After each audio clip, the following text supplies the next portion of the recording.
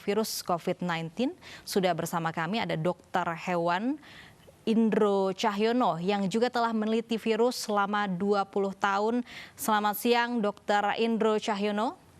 Selamat siang Mbak. Baik, Anda diketahui juga mengamati virus-virus di dunia ini. Di tengah kepanikan Dokter Indro, statement Anda sedikit menenangkan karena ada beberapa cara kita sebagai masyarakat untuk menangkal virus corona. Sebelumnya, bagaimana sebenarnya sifat dari virus corona ini? Apakah memang betul cepat sekali menular ke masyarakat?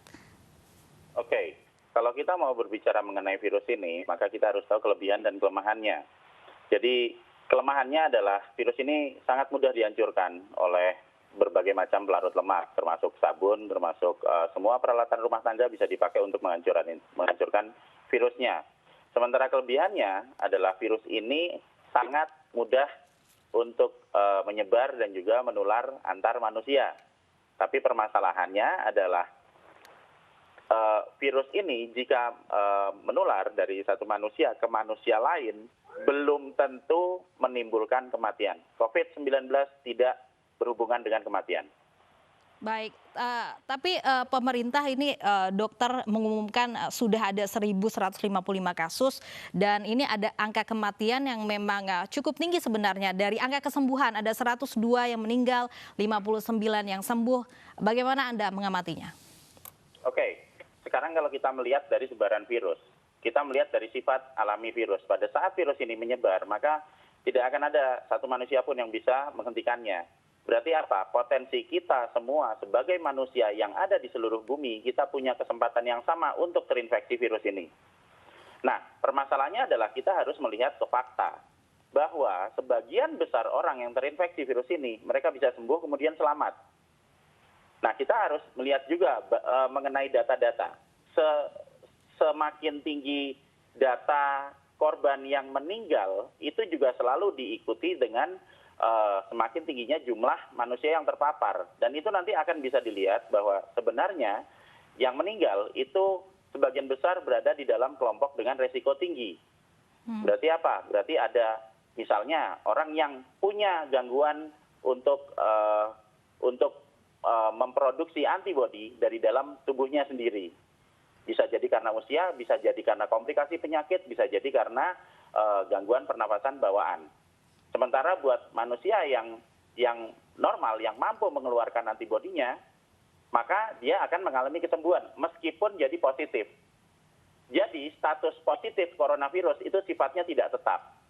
Jadi jika kita kena, misalnya katakanlah saya kena COVID, terinfeksi coronavirus 19 hari ini, maka dalam waktu 2 minggu positif saya tadi akan bisa menjadi negatif dalam waktu 2 minggu. Itu terjadi di pasien nomor 1, nomor 2, nomor 3, sudah ada buktinya, dan juga pasien nomor 12 di Bandung. Dia kembali lagi dalam kondisi sehat dan juga statusnya negatif. Dan itu yang terjadi di hampir 97% pasien yang terinfeksi positif.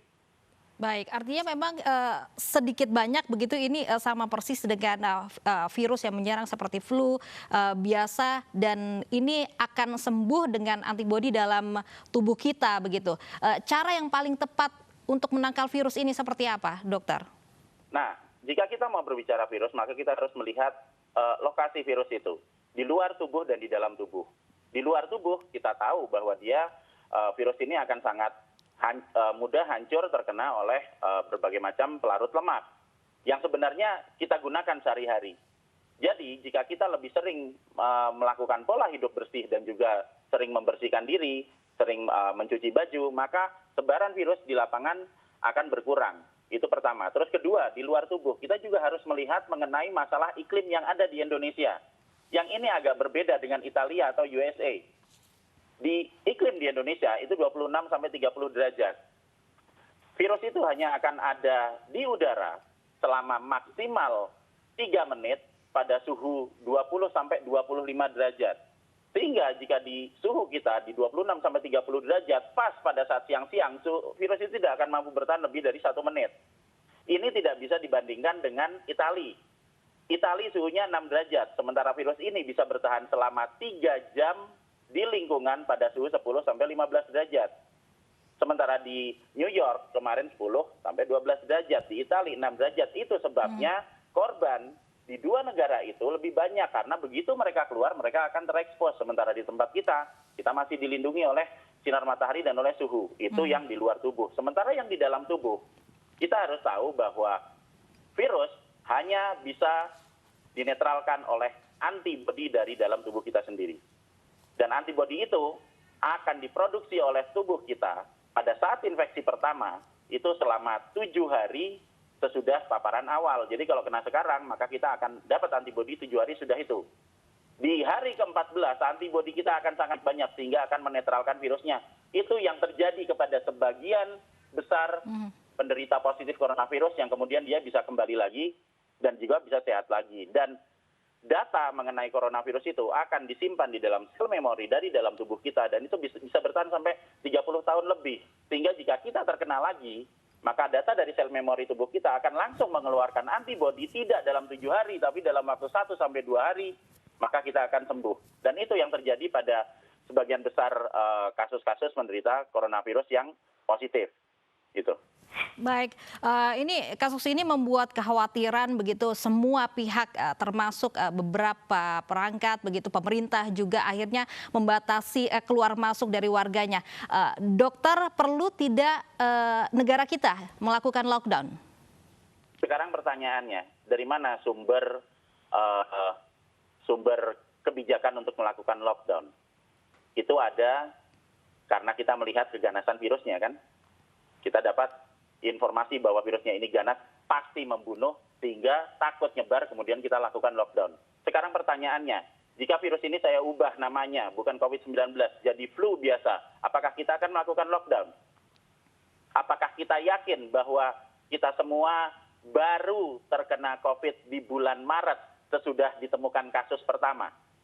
Apa perbedaannya antara flu sebelum bulan Maret dengan flu setelah bulan Maret? Apa perbedaannya antara pada saat kita sedang demam atau sakit? Kita semua mengalami kesakitan selama bulan Januari sampai Februari. Dan kita semua mengalami kesakitan selama 1 minggu dan tiba-tiba sembuh sendiri. Apa perbedaannya dengan kesakitan kita yang juga demam selama seminggu sesudah bulan Maret? Karena sesudah bulan Maret diumumkan ada COVID-19. Sehingga semua orang panik.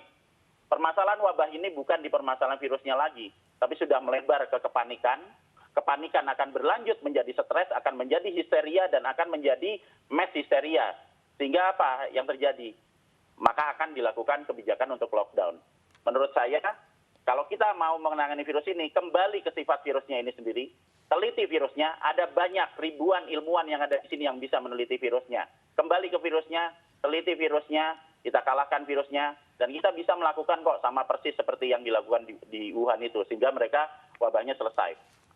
Baik, dengan menjaga kebersihan dan juga terus menjaga imunitas tubuh itu cara yang paling tidak bisa kita hadapi untuk menghadapi virus corona. Terima kasih pakar virus dan juga Dr. Hewan Indro Cahyono sudah bersama kami di Anyus Siang.